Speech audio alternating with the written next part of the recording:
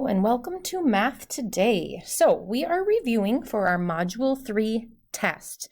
So today we're going to be doing a couple different assignments, and the first thing that I want you to be doing is a warm-up worksheet. So you should have already done this worksheet, and it looks like this. And so it's finding the slope from a graph. When they don't give you the ordered pairs, and they have your line graphed on here, how do we find slope? So remember, slope is rise over run. So we're going to go up and then over. So I'm going to start at this point, and I go up 1, and I go over 2. So the slope of that line is 1 over 2. All right, number 2, starting at this point right here, I go up 2, and over -2, because I'm going to the left, I'm going to write a -2. So then 2 divided by -2, this slope should be a -1. And that kind of makes sense. If you look here in between the two dots they gave us, there is a dot right here in the middle. So it really is going up 1 over 1 and a negative slant, and that's why we have negative. Number 3, if we start at this dot, it goes up 1 and it goes over 2. So remember, we write these slopes as a fraction or a ratio of rise over run. All right, number 4, they give us a dot here, so I'm going to count up 1, 2, 3, 4, 5. So I went up 5 and over 1, 2, 3, 4. Now I went to the left, so it's negative.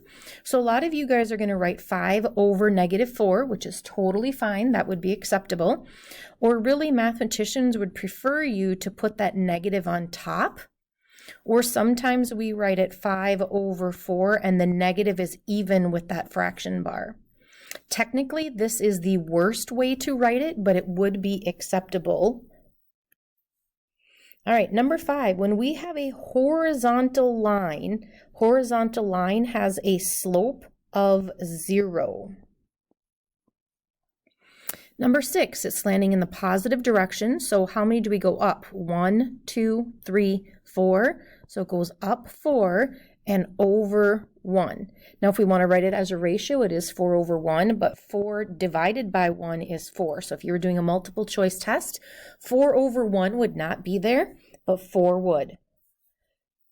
Number 7, counting 1, 2, 3, 4. So we went up 4 and over 1, 2, -2 because it's left. 4 divided by a -2 is -2. Well, let's see here. If I would have gone up 1, 2, and then over 1, do we have another point in there? And we do. That's why it was simplified. Number 8, a vertical line has an undefined slope. So any vertical line is always going to be undefined because the change in y, or the change in x, is 0. And when you divide by 0, we get undefined. All right, number 9 starting, we no longer have any dots. So we have to find exactly where this thing is going through points and then count your slope from there. So it looks like it's going through right there. And another exact, that's a little off, and right there. So how many up do we go? 1, 2, 3, 4, 5, 6, 7, 8. So it goes up 8. Notice we always do rise first.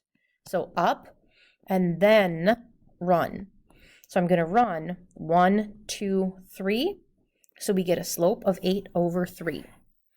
Number 10, all right, it looks like it's going through right there and well, it looks like it's kind of going through there and there. So let's see what we get. 1, 2, 3, up 3, and then you guys are going to say left 2, so a -2. Now I would write that -3 over 2. All right, number 11. Let's see, where is it? Looks like it's going exactly there and exactly there. So we're going to count rise, 1, 2, 3, 4, and over 1, 2, 3. And that's a positive slant, so it's 4 over 3. All right, this one looks like we have a dot there, and I don't see an exact dot, and I would go to this one right here. All right, so 1, 2, 3, 4, 5. I went down 5, and now I'm going to go over 1, 2, 3. So it's -5 over 3.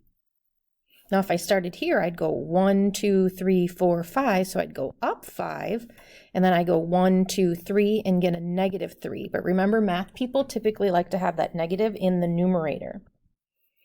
All right, number 13, that's a horizontal line, so your slope is 0. Number 14 looks like it's going through there and there. So we are going up 1 and over 2. All right, this one's undefined. Any vertical line is going to be undefined. All right, exactly ordered pairs. Looks like we have one there. And one there. I don't know if I missed any in between, but let's go 1, 2, 3, 4, 5, 6, 7, 8. So we're rising up 8. 1, 2, 3, 4, 5. And most of you are going to write 8 over -5. I would write a -8 over 5. So you have one negative sign there. Okay, I think that brings us to the end of that worksheet. But now I'm just going to continue on this video because I asked you to do that worksheet, and then I also asked you to do page 89 as your review for Module 3. So we're going to correct this one also. So number 1, find the constant of proportionality for the values here. So if this is going to be a constant of proportionality, that means every single ratio needs to come out to be the same. So remember, it's y over x here. So when we're going to have y over x, that means we're going to have 3 over 2, which is 1.5. And then we're going to have to try 4.5 over 3. So grab your calculators on these. So 4.5 divided by 3, and we get 1.5.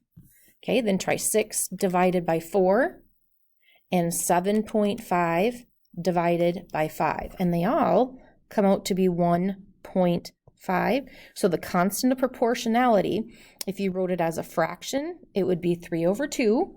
Or some of you are going to write the decimal value of 1.5. Either one would be equally correct. All right, number 2, Phil's riding his bike. He rides 25 miles in 2 hours, 37.5 in 3 hours, and 50 in 4. Find the rate, the constant proportionality, and write an equation. So we're going to have y equals, and we are looking for that k value, and they want miles over hours. So I'm going to do 25 divided by 2, or 37.5 divided by 3. 37.5 divided by 3 comes out to be 12.5, and so does 25 over 2, and 50 divided by 4 also does, so we're going to put 12.5 in there.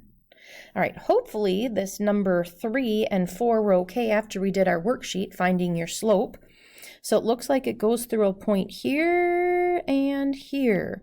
So it goes up 1, 2, 3. So 3 over, and we go over 1. So the slope of this line is going to be a positive 3. All right, let's check here. Oh, and it doesn't look like it goes through until there. Let's just double check, and there. So this is going to go up 5 and to the left 1, so we get -1. So 5 divided by -1 is a -5. All right, number 5 here. The distance train A travels is distance equals 70t. Train B is represented by this graph over here. So remember, this is x, this is y.